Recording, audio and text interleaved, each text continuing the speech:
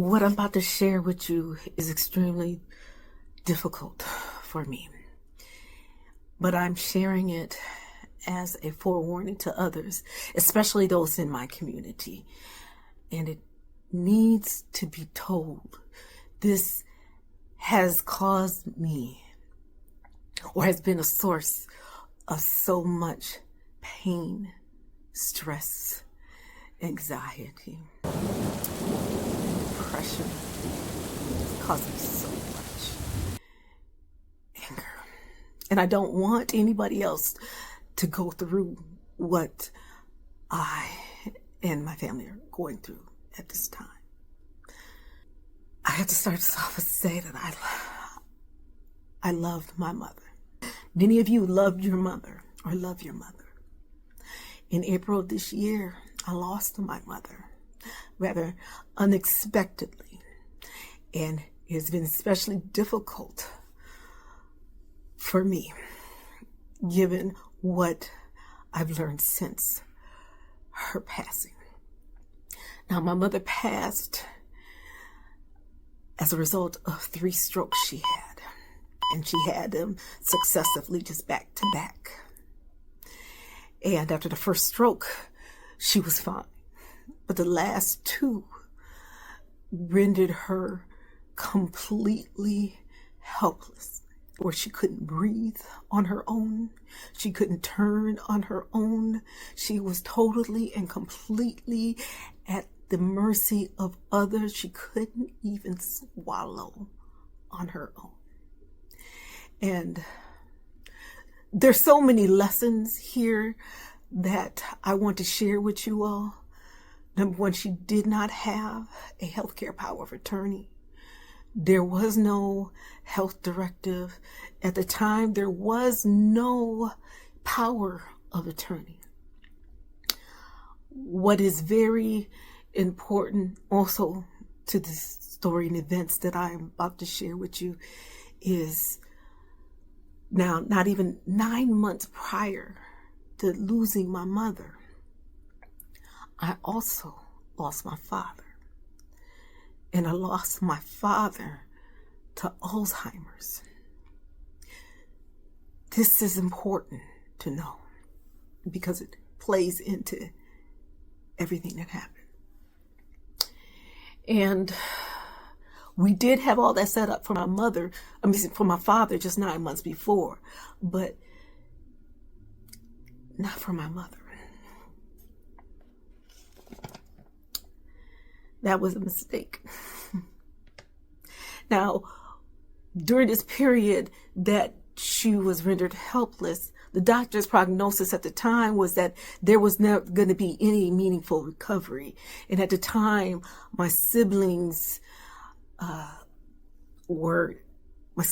I had a disagreement, or some of my siblings and I had a disagreement as to what my mother's wishes would have been in that situation, whether it be a living will or a DNR, do not resuscitate. And having gone through this with my mother and knowing what her wishes were for the final end stages of my father, I knew that my mom would not want to have lived like that. But everyone didn't agree.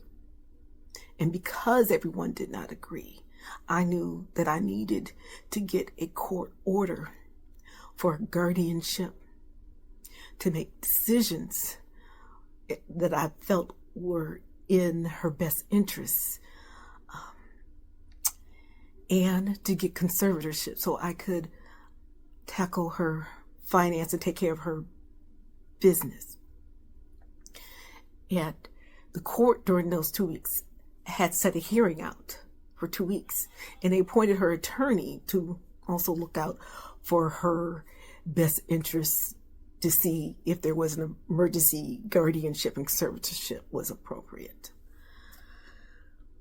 But during those 2 weeks, what I discovered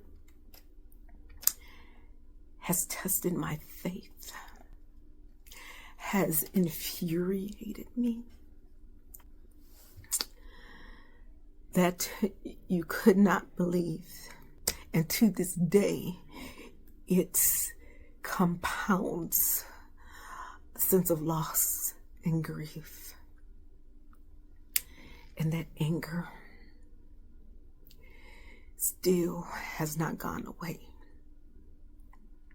Now, what I discovered should never have happened. And I do not want anybody else's mother or grandmother or grandparent to go through this at all and feel what I've been feeling. And so much anger and hurt.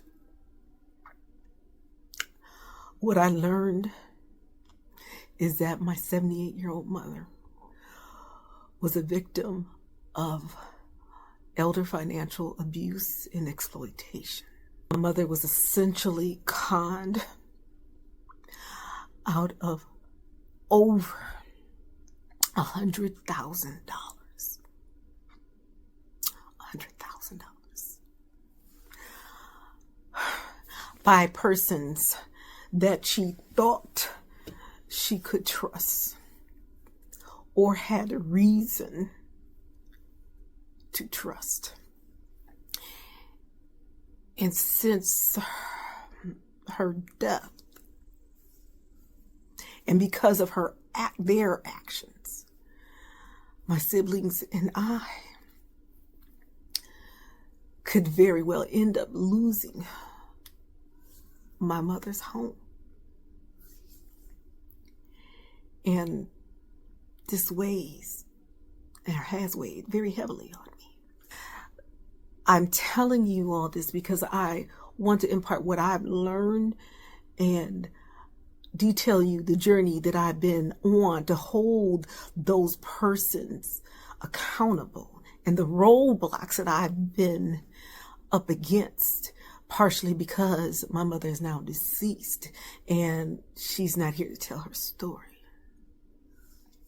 Now, I've changed names of the parties involved as I tell this story, and for the purposes of my mother's story, I will call her Lucilia Banks, because that is how these persons treated her, like their